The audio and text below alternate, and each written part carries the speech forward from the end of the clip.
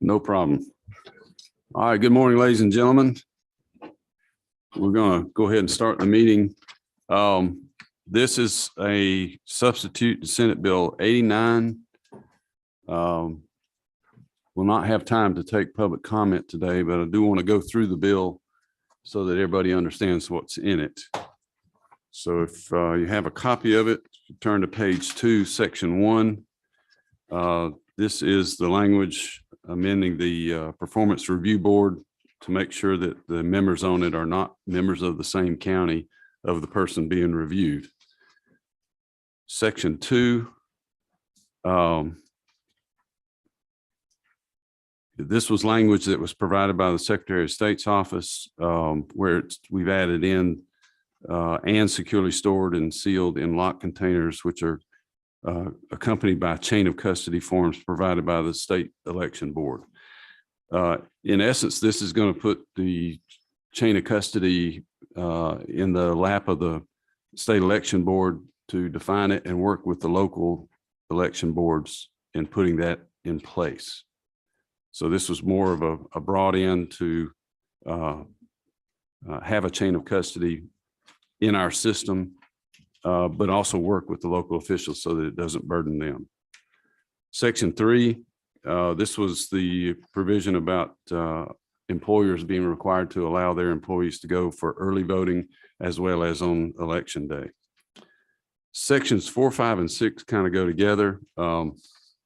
In 4 and 5, the words sealed and are struck on line 80 and on line 106.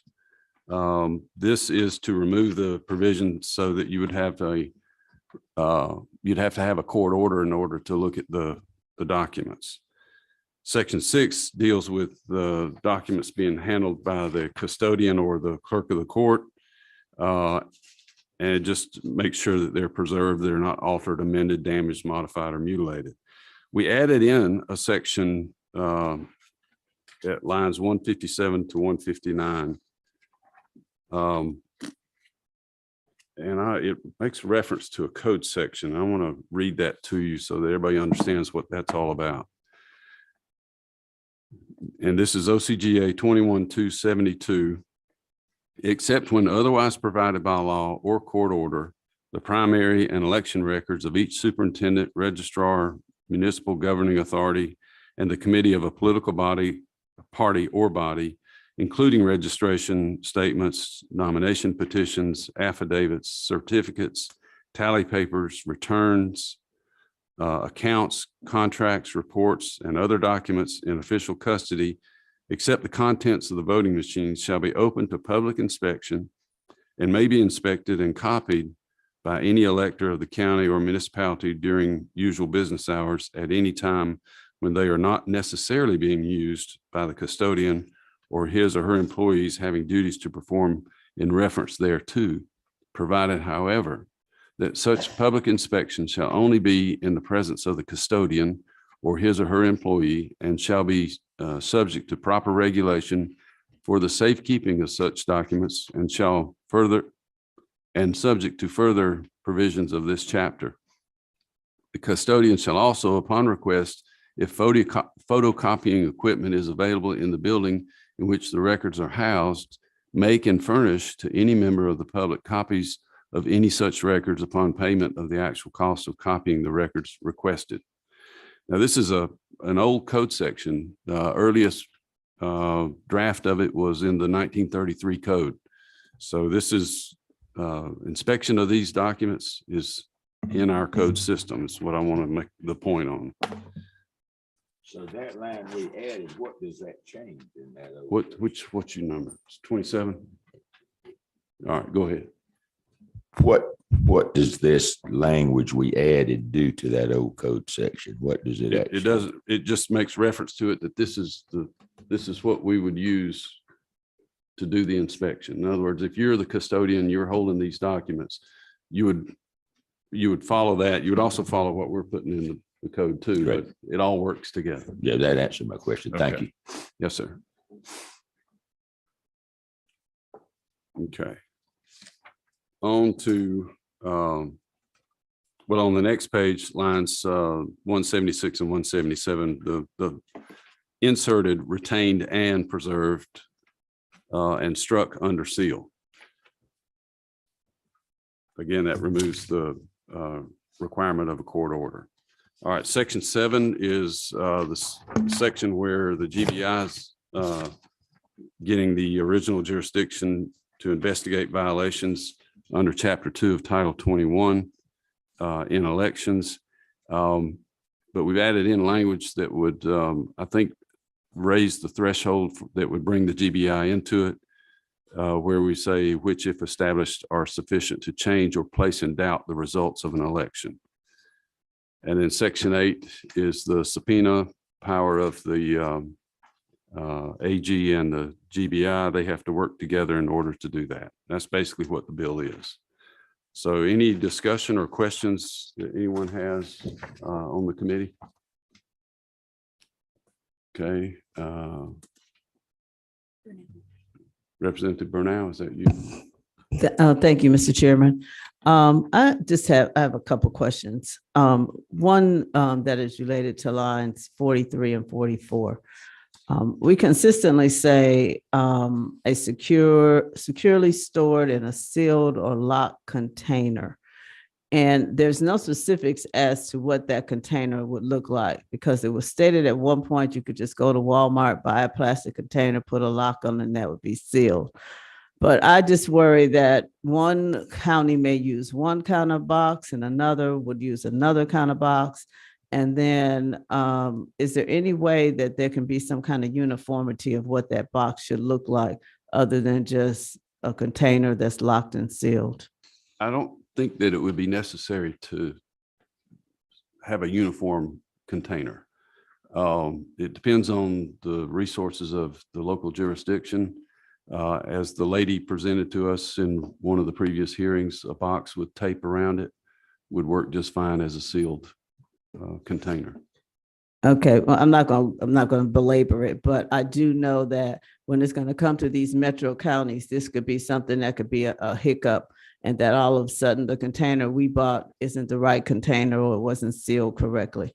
So I just want to be on record is that about that particular issue. Sure. The other issue is why did we remove the provision that dropped the requirement that counties post-election day vote totals by 10 p.m. on election day? Because that's going to create a lot of pressure on some of our election workers because of the fact we're not going to have drop boxes. There will be long lines, and then we're telling them to work a miracle. So is there some reason why that was removed?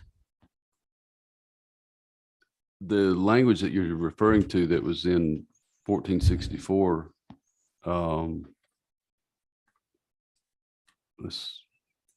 I see what you're saying. We're leaving that in, that they have to do that.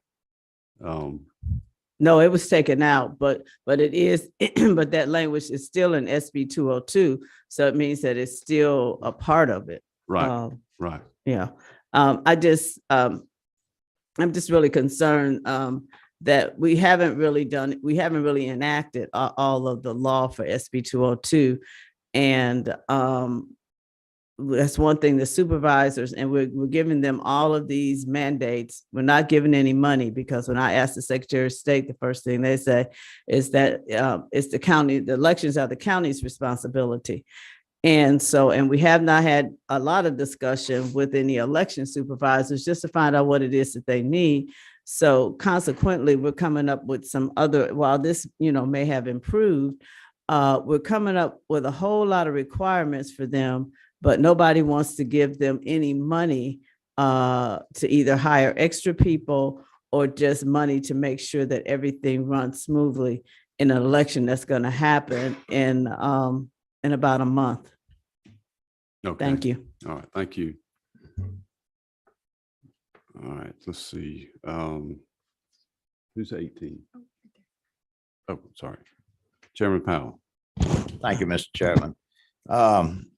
I know that we're working under constraints for the rule that the Senate can only accept so many pages back on a bill, and everything's having to be abbreviated in this version.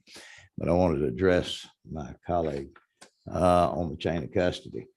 As you remember, early in the session, we passed 886.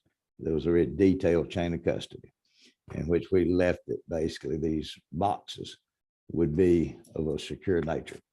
A lot of people had anxiety. They thought we were going to have special Wells Fargo steel boxes and stuff like that. That would be left up to, in the 886 would have been left up to the locals as to what type, which could have been a plastic box. It could have been a paper box, even though we suggested that it would be something that was waterproof in case there was a leak or something in a building. And under this language, the abbreviated language in this bill, what we're giving in, we're saying that the state election board will promulgate the rules and regulations so that whatever that they promulgate on this. Now I have an amendment that I'm going to add to this language, because you know earlier on it was a pretty popular bill because it had bipartisan support, both as it came out of the subcommittee and the committee. And so I'm going to offer an amendment at the proper time to say that we're talking about an integrated chain of custody through the ballots, through the whole process. Thank you. Thank you. All right, and Representative Alexander. Thank you, Mr. Chairman. My concern is that we have a few weeks before we have the primary. It doesn't mention anything about training in here for our election supervisors or for the office. What are the plans for anywhere in here where there are unfunded mandates or there are priorities that the election office is going to do, the duties, the training? Will there be any training for any of the offices as it relates to this new bill? If there is, it would be probably more just to inform them of these changes. I don't know that this requires that much training to assist people.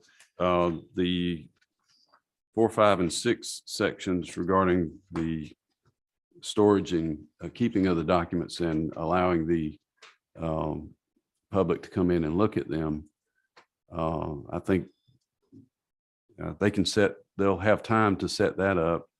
I wouldn't anticipate that they would have inspections done until maybe 30 days after the election or whenever they finally get certified and get done with it. It should be time for everyone to get familiar with what we've required in here.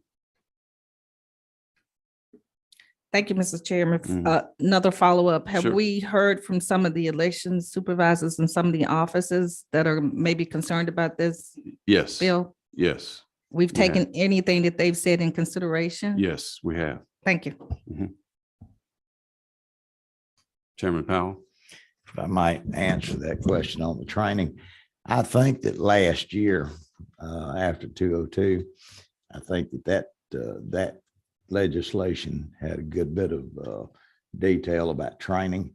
And if these counties, surely they've already started training prior to the primaries and the elections that'll be coming up this year. And so I think that will be done or should have already been done. Thank you. And Representative Burnell. Thank you, Mr. Chairman. I just have one other suggestion, is that once this is all said and done and we have gone through the election season, is that possibly in the House that we set up a study committee to discuss everything that happened during the election and to include our election supervisors. Being a retired educator, I noticed that there are two things that we do take over their role. We take over education and teachers. We always want to tell teachers what to do, but you've never been in a classroom. And we're telling election supervisors what to do. And one of the questions, Representative Rick Williams, he did ask somebody, had they ever worked as an election supervisor or in an election office? And I think he's the only one up here that has. However, we still are not giving them the training and the things that they need, nor are we asking them their opinion and allowing them to tell us some of the things they need. I mean, we have some jurisdiction and there are things that we can change, but I do think that we should include them in the process. I mean, when you're talking about changing somebody's job, you want to talk to the person that actually does the job. So I hope that going forward, we will include them in the process while we're working on it, not at the end after we've already made all the decisions. Thank you. Thank you, Representative Burnell. I agree with your position on that. All right, any other discussion?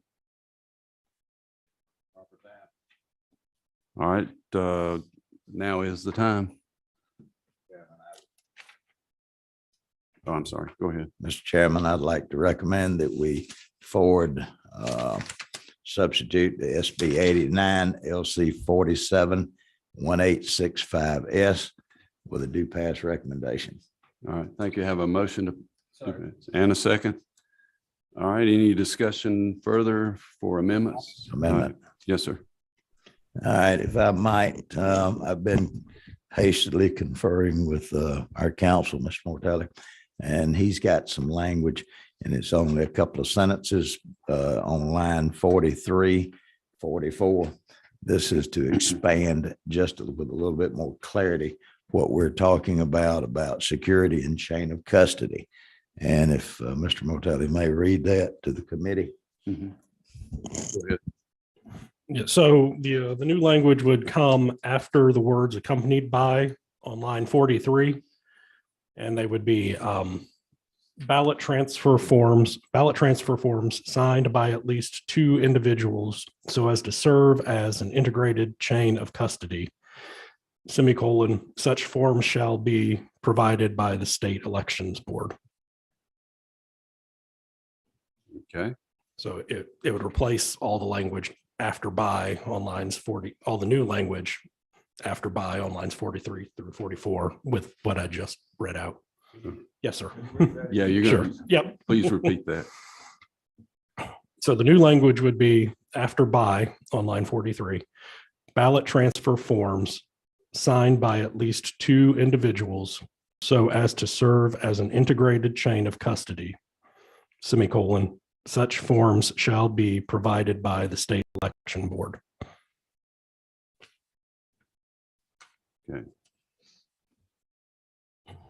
Any further discussion about the amendment? Let's see. Representative Williams. Thank you, Mr. Chairman. On a lot of things, there's 3 people, I think, under code that signs things. Do you remember that in the code section? I know you have to have 3 people running your advanced voting. There has to be 3 people in the room. I would only ask that it go to 3 instead of 2, if that would meet with Chairman Powell's permission, because you have that many people involved in handling the ballots once they've been voted, because you can't run your early voting with just 2 people. You've got to have 3 people. So in handling ballots, there's always going to be that many people, and I would just prefer it be 3 people rather than just 2. And that's for security. 3 people's eyes looking at something rather than just 2 in collusion, it cuts down on the possibility of accusations of collusion. Okay. With the language in it that says at least 2 individuals, would that? I'd just say at least, well, I would say at least 3. I just changed that number from 2 to 3. I don't remember that orange book. I used to know it by heart. But I think in there, I know, when you're running your early voting and everything, there's 3 people. Mhm. You can't open a precinct without 3 people. Would it help if you had the book? Probably not this early in the morning. Okay, I figured you had memorized it all by now. not quite. But I would just request that it be 3 people, at least 3 rather than 2, because you've got 3 people, and especially if it's a bipartisan board, you've got you've got three people on it. All right. Chairman Powell. I don't think I'd have any objection to that. I'm just, the language that I'm trying to get to, and I want to be sure that we're talking, that the state elections board in their prescription of these forms, that they understand that we're talking about an integrated chain of custody. That any time that a ballot is moved, whether it be moved from drop boxes to another location, where they're talking about absentees, I think there were 4 or 5 different stages and scenarios that ballots should be secured. And as long as whoever's moving them, there's a witness. And in the case of what my friend from Milledgeville is saying, if that's true that there's 2, then let it be so. I don't think I would have trouble with that.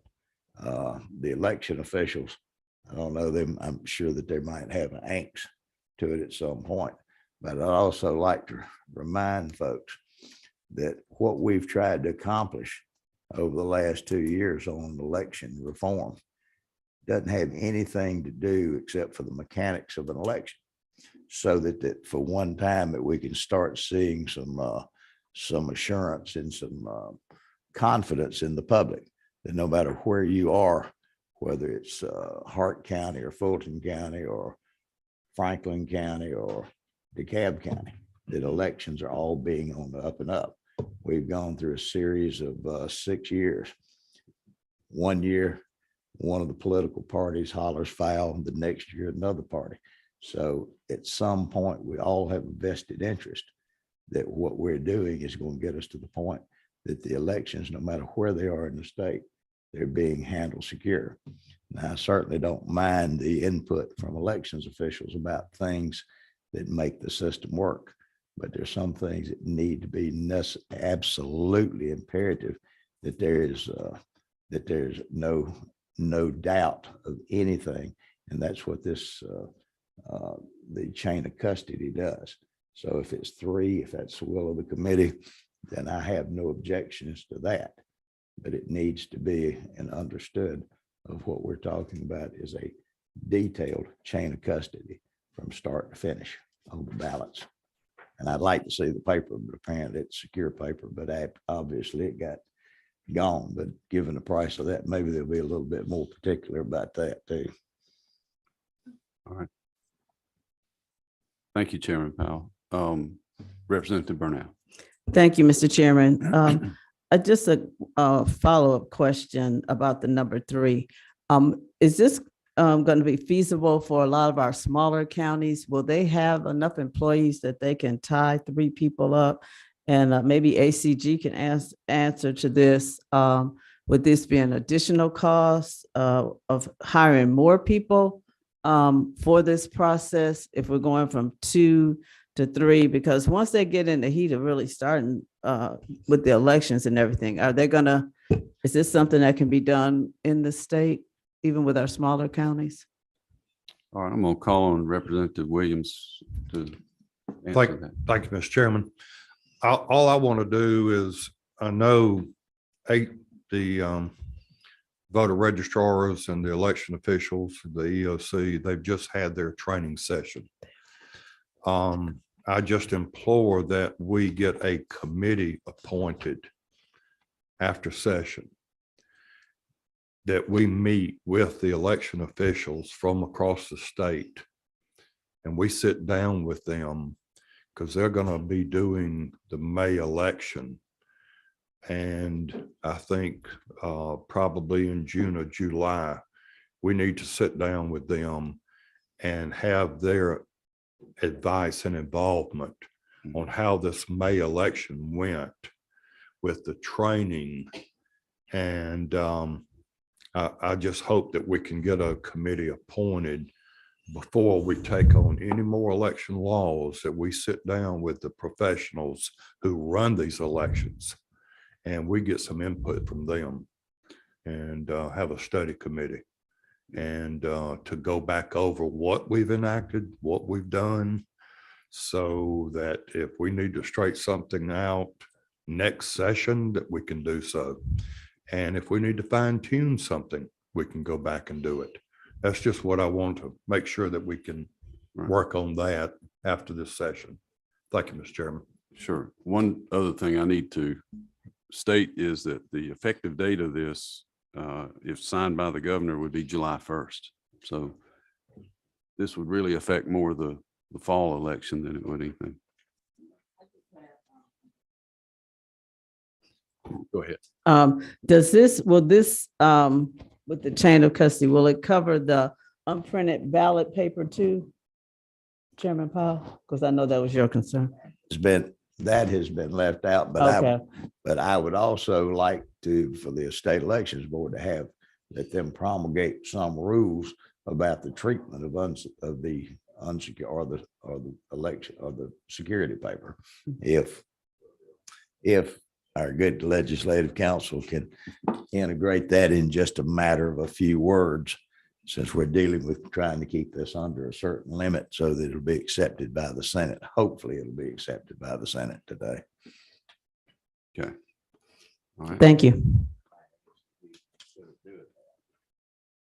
All right. Representative Williams. Thank you, Mr. Chairman. I just want to withdraw the recommendation on 3 people. Go ahead with the 2 people. It's the 3 people on operating the precincts. But the 2 people with the chain of custody will be fine. Okay. I'll withdraw that recommendation. If I might ask, thanks to my friend, maybe just a brief reference to the fact that the state elections board shall also promulgate rules for the accounting and the treatment and accountability of the security paper. All right. Sounds like we're adding a lot of stuff here. Why don't we stand at ease for just a few minutes and let's get some final language for that amendment.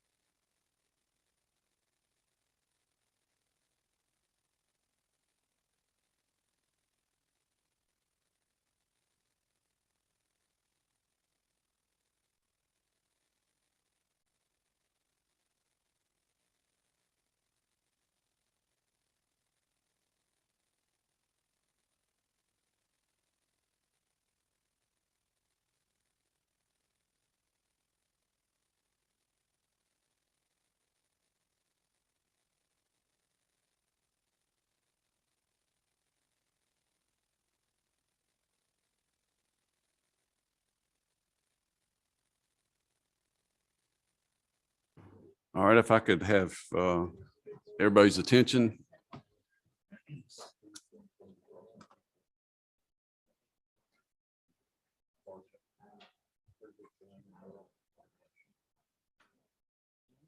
All right, Chairman Powell, do you have some final language on your amendment? Yes, sir, Mr. Chairman. I'm going to ask Stuart if he could to read this again from its entirety, starting on line 43 after the word chapter, if he'll read it in its entirety so that all the members can understand the proposed amendment. Mr. Morelli, go ahead. Yeah. So the amendment would actually take all of the existing language on line 41 through 49 and make that a new subsection A to code section 21-283. Then on lines 43, after the words accompanied by the underlying language there, that'll all be replaced by the following. Ballot transfer forms signed by at least 2 individuals so as to serve as an integrated chain of custody. Such forms shall be provided by the state election board. Then after line 49, a new subsection B will also be inserted to read, the state election board shall promulgate rules and regulations governing the securing and chain of custody of unused security paper.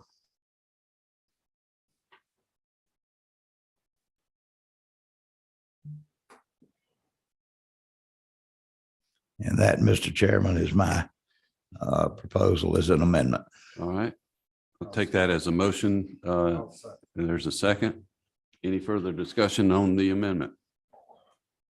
All those in favor of the amendment, say aye. Aye. Those opposed? All right, we have an amendment. Any further discussion on the bill? Representative Burnell? Thank you, Mr. Chairman. I just have one question about the state election board. If at any time some of these new laws that we have enacted are not running smoothly, does the state election board have any authority to make or adjust to anything that we have that we vote on? Well, they can't undo what we put in place, but if we left it general enough for them to handle it by any rule, they can do that, yes. Okay, thank you. All right. All those in favor of the substitute as amended, say aye. Aye. Any opposed?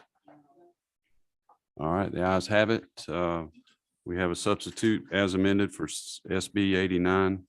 Here the business. We are adjourned. Thank you.